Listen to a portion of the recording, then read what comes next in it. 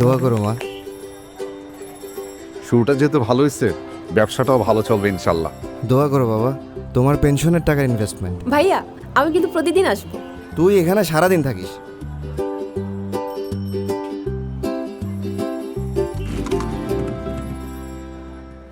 কিরে, এইখানে যে নতুন দোকান হয়েছে তুই জানাস না?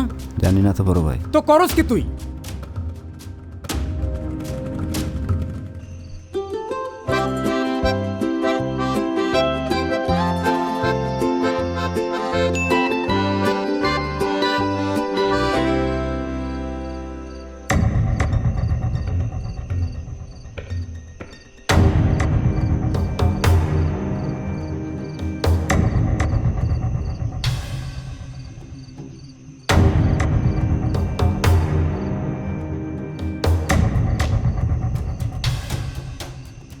দেন কি চান্দা 3000।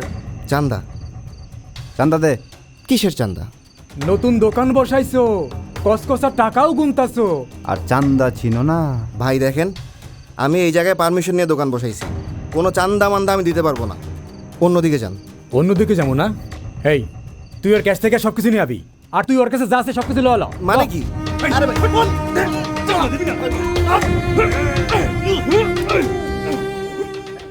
চাঁদাবাজি কেবলই কোনো ব্যক্তি বা গোষ্ঠীর অপরাধ নয়, বরং এটি সমাজ, অর্থনীতি এবং নৈতিকতার বিরুদ্ধে একটি সংগঠিত অপরাধ।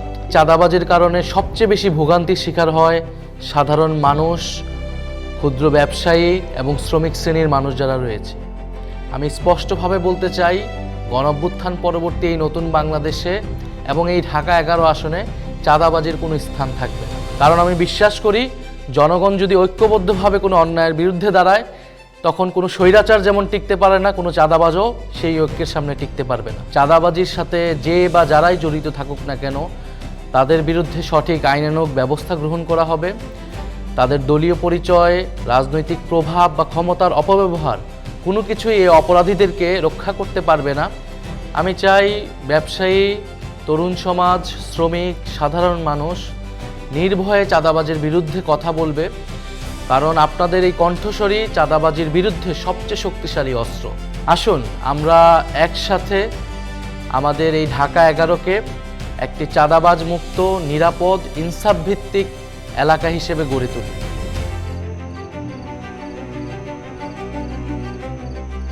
হুম হুম হুম